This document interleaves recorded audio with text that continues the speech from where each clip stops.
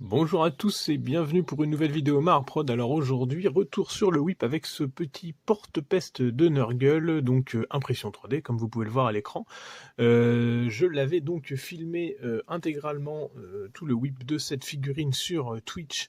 J'en avais parlé en live, c'est pour ça que vous me voyez déblatérer à l'écran en accéléré aujourd'hui, parce que je refais la voix par-dessus, donc n'hésitez pas à me suivre également sur Twitch, ça vous permet d'avoir les vidéos en direct avec les explications en direct, chose que moi ensuite je recapte sur Twitch pour les remettre sur YouTube, mais en accéléré. Donc là c'était, on va dire, une petite session live d'1 heure et demie à peu près, sur la préparation de cette figurine. Bien sûr, je ne vous montrerai pas la peinture parce que c'était encore une autre vidéo, mais ici donc je commence à préparer la figurine.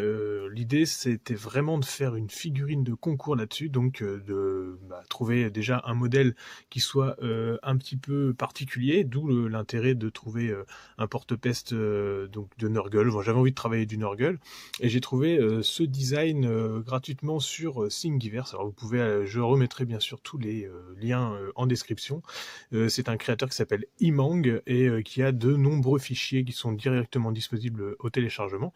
Et moi je voulais travailler un porte-peste un peu caractéristique en mode un peu chef des porte-pestes, donc l'épée caractéristique, l'espèce de poignard de la peste que tous les démons de Nurgle et y compris quelques seigneurs ont à disposition quand on a les bénéfices de Grand-Père Nurgle.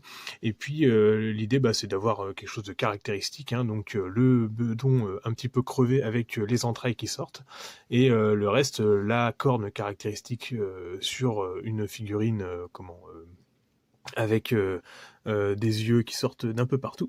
Par contre, j'ai modifié un tout petit peu le fichier d'origine directement sur mon ordinateur en modélisation 3D.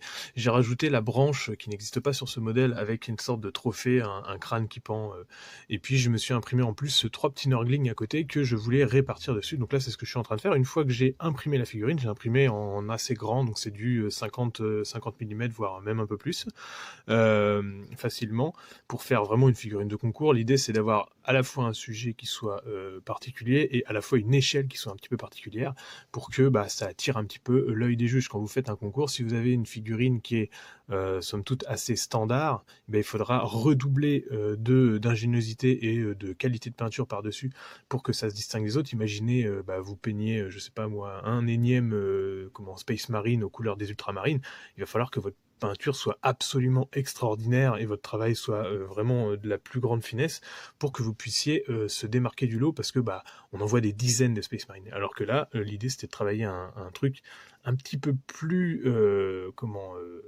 unique pour que ça puisse passer peut-être un peu plus facilement. C'est des petits systèmes, hein. J'ai pas un niveau de peinture qui est énorme, je m'étais d'ailleurs mis sur ce niveau de concours en débutant, parce que je fais pas énormément de concours de peinture, enfin j'en fais pour ainsi dire pas, c'était mon premier.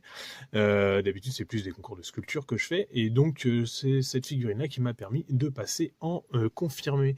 Donc j'ai un petit peu travaillé un peu plus la peinture que d'habitude. Je vous laisserai les photos en fin de vidéo. Donc là ce que j'ai fait, c'est j'ai déjà préparé l'entièreté de toutes les figurines imprimées, j'ai enlevé les supports d'impression qui étaient assez nombreux. J'ai quelques zones qui n'étaient pas forcément passées, notamment sur les doigts, donc c'est des choses que j'ai resculptées par la suite. Et je crois que j'avais aussi un souci sur la langue. Alors ce que j'ai fait, c'est je la positionne directement sur son socle pour avoir en gros la composition d'ensemble déjà dans la tête, et c'est quelque chose qui de toute façon peut se décoller, hein. J'utilise de la colle cyano avec un petit peu d'accélérateur. Il suffit ensuite de faire jouer le cutter en dessous des pieds pour que la figurine se redétache assez facilement. L'idée c'est de tester des choses. Donc là je l'ai testé, je savais pas trop si j'allais mettre le Nurgling en train de jouer avec les intestins ou alors sur l'épée, sur ce genre de truc. L'idée c'était vraiment de recustomiser la figurine une fois imprimée pour en faire quelque chose de réellement complètement unique. Donc ici j'ai un porte-peste, le petit Nurgling qui est sur le dos, et puis l'autre qui est penché en train de pointer du doigt vers l'avant sur l'épée. Et la troisième petit, je ne l'ai pas utilisé, puis j'ai également imprimé une petite tête Alors la tête qui me servira donc de trophée, enfin de tête coupée à mettre sur le socle et puis à meubler un petit peu pour la composition. Tête que je vais devoir par contre complètement poncer pour bien intégrer au socle et puis refaire en résine verte. Donc là c'est ce que je suis en train de faire. Quelques parties en sculpture, notamment les cheveux, le tronçonnement au niveau du cou, ce genre de choses. Et j'ai également quelques petits raccords à faire sur le porte-peste en lui-même, notamment au niveau de tout ce qui est jonction sur donc là je suis en train d'ailleurs de reprendre un orteil qui n'avait pas dû passer ou que j'avais dû casser au détachement des petits supports, et j'ai toutes les raccords à faire, comme je vous disais, sur les Nurgling que j'ai rajoutés sur le dos. Je m'étais imprimé au début de 3 Nurgling parce que le symbole de Nurgle étant composé souvent de 3 lobes, je voulais faire une composition à 3, mais je me suis dit en cours de customisation que ça ne fonctionnait pas, et que de toute façon la triade fonctionne déjà avec le porte-peste et les 2 Nurgling. Ça fait que 3 sujets de Nurgle sont présents sur le socle, donc je me suis dit que ça suffisait comme ça. Là je suis en train de refaire tout ce qui n'est pas passé forcément à l'impression. J'avais quelques petits défauts au niveau des ongles qui étaient très recourbés et où je pouvais pas poser mes supports comme je voulais. C'est une impression d'une seule pièce, hein, donc j'ai pu mettre le maximum de supports que je pouvais, mais à certains endroits il peut y avoir quelques petits défauts. Et puis après je refais bien sûr tout ce qui était jonction. Donc là où j'ai posé les Nurgling, je refais un petit peu les pieds pour que le pied avec ses 2 petites griffes s'englobe bien au niveau de son support de pose, donc ici autour de la lame. Et voilà, donc notamment, je voulais revenir sur les notions de sécurité autour de la résine. Quand vous imprimez une résine comme ça, il faut bien sûr penser que la résine est un matériau toxique. Donc quand vous détachez, enfin déjà quand vous faites votre nettoyage, il faut avoir bien sûr les mains protégées, mais surtout quand vous commencez à poncer comme je l'ai fait au début de la vidéo et que vous sortez les petits supports, n'hésitez pas à mettre un masque et à faire ça avec une aération ou même un système d'aspiration pour que les vapeurs et les poussières de résine ne vous rentrent pas à l'intérieur des poumons. C'est quelque chose qui est très nocif. La résine de base des figurines est déjà toxique, mais la résine d'impression 3D l'est encore plus. Là, ce que je fais, c'est en fin de customisation, je nettoie un tout petit peu à la brosse à dents les dernières poussières qu'il peut rester, parce que ça pourrait gêner à l'inclusion de la résine. Et je continue sur mon petit socle avec le trophée de la tête à resculpter. Donc j'ai tous les cheveux à refaire, et également la jonction au niveau de la tête pour que ça puisse bien s'intégrer au sol, comme si elle était un peu écrasée. Une tête c'est assez dur, mais quand elle est encore en train de se putréfier comme on imagine avec un sujet de Nurgle, elle doit quand même être un tout petit peu aplatie sur le côté quand elle repose sur le sol.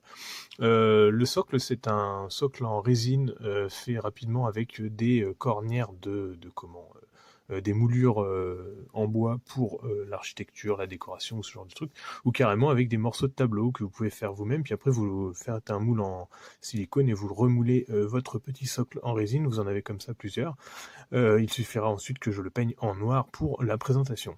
Petit point sur les socles d'ailleurs, vous n'êtes pas obligé de mettre des noms sur les socles, notamment sur les figurines simples comme ça. Normalement, le sujet se suffit à lui-même pour raconter son histoire, vous n'avez pas besoin de lui donner un titre. Les titres sont souvent plutôt vus sur les dioramas, avec parfois une petite phrase un petit peu humoristique ou ce genre de choses.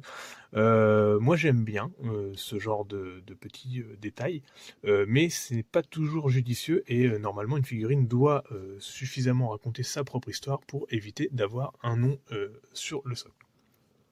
Donc voilà, fin de vidéo. N'hésitez pas à me lâcher un petit pouce bleu si ça vous a plu. N'oubliez pas que ce genre de vidéo ressort régulièrement sur Twitch, où je suis en train de travailler en live. Et sinon, j'ai également un Utip pour ceux qui peuvent éventuellement plus m'aider. Et puis sinon, n'hésitez pas à commenter, partager, liker sur les réseaux et me commander des figurines. À bientôt à tous et bon modélisme!